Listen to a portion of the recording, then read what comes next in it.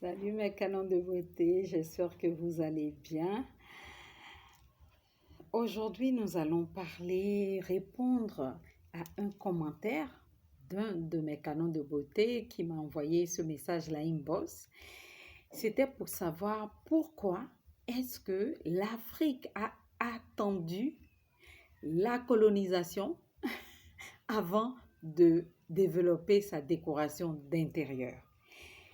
Eh bien, je vais essayer de répondre à cette question, à cette préoccupation de mes canons de beauté. Je suis sûre que beaucoup se posent cette question et on va pouvoir en discuter ici. Je vais trouver les mots qu'il faut pour expliquer ma vision de la chose. Je suis Ali Aladaye, je suis décoratrice d'intérieur, coach et formatrice, artiste florale également. J'aimerais par quelques mots essayer de répondre à cette question. Déjà, il faut savoir quand on parle de décoration d'intérieur, c'est l'art d'aménager son espace de vie. C'est l'art d'embellir cet espace de vie-là, tout en gardant à l'esprit qu'on doit ramener de la beauté et garder un côté fonctionnel de l'espace que nous avons à aménager, n'est-ce pas? Donc, la décoration d'intérieur étant cette manière d'aménager notre espace, on va constater que chaque peuple, chaque ethnie, chaque région va aménager son intérieur de façon spécifique. Et cette manière d'aménager cet intérieur-là va être influencée par deux grands secteurs. Le premier secteur, c'est le macro-environnement. Et c'est ce secteur-là qui vient maintenant influencer l'autre secteur qu'on va appeler le micro-environnement. J'explique le macro-environnement. Le macro-environnement est divisé en deux. Le premier, c'est la situation géographique de ce peuple-là, de cette ethnie-là. Et le deuxième, ce sont ses coutumes, ses habitudes, ses peurs, ses interdits. OK?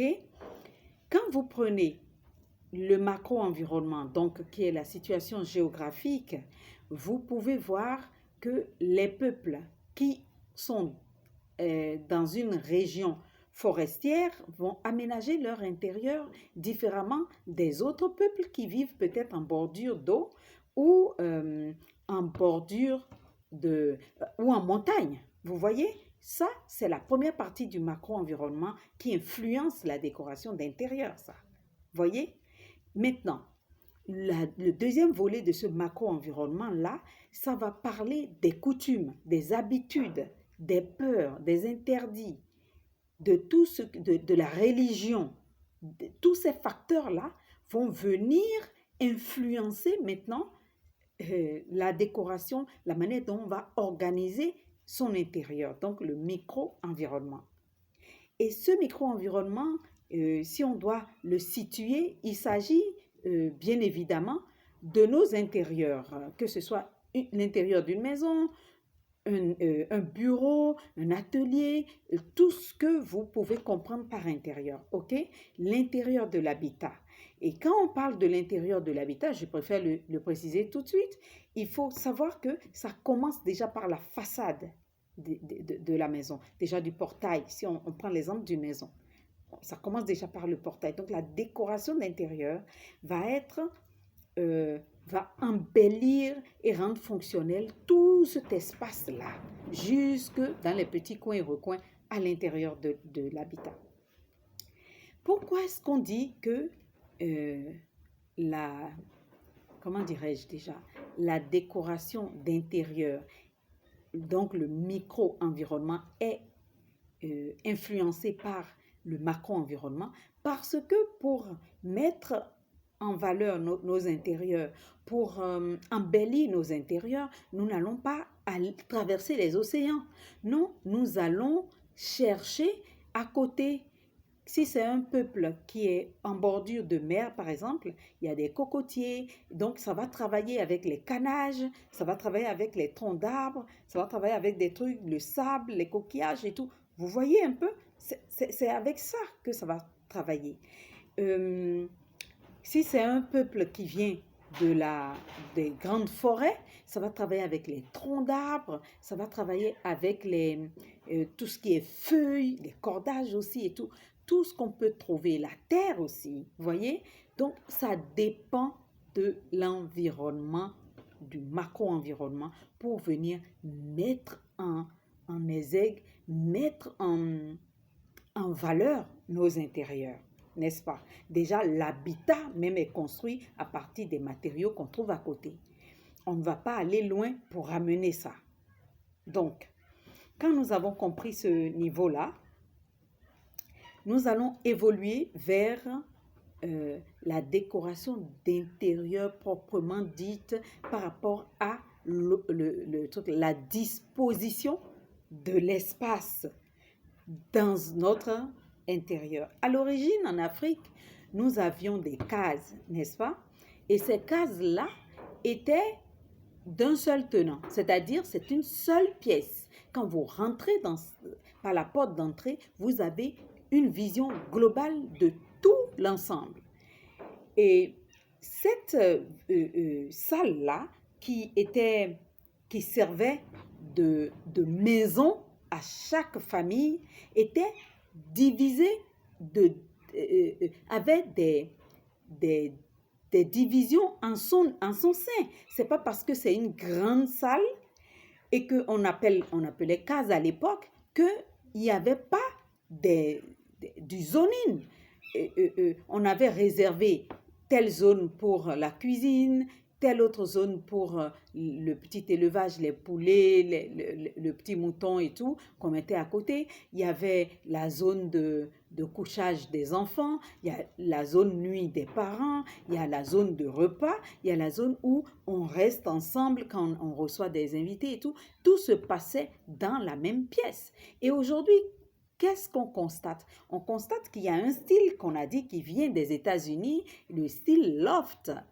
En réalité, en Afrique, nous n'avons pas attendu qu'un Américain vienne nous apprendre le style loft.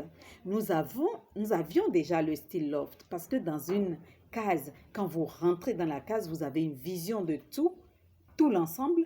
Il n'y avait pas de cloison, mais chaque élément était à sa place, n'est-ce pas? Donc, le style loft s'inspire aussi de ce côté open space qui a connu un essor vraiment extraordinaire ces 10 dernières années, on va dire. OK? Il y a ce style-là déjà qui existait en Afrique, mais nous ne l'avions pas nommé. C'est notre manière de vivre. Et selon l'espace dans lequel nous vivons, le macro-environnement, c'est-à-dire qu'on soit à la montagne, dans une plaine ou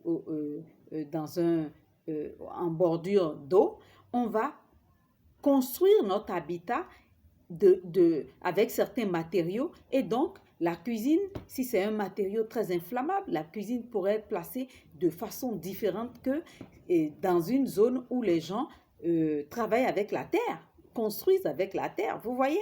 Donc, c'est le macro-environnement qui vient définir cette disposition-là et les interdits aussi. Est-ce que dans les coutumes de ce peuple-là, est-ce que on pouvait mettre la cuisine à l'intérieur?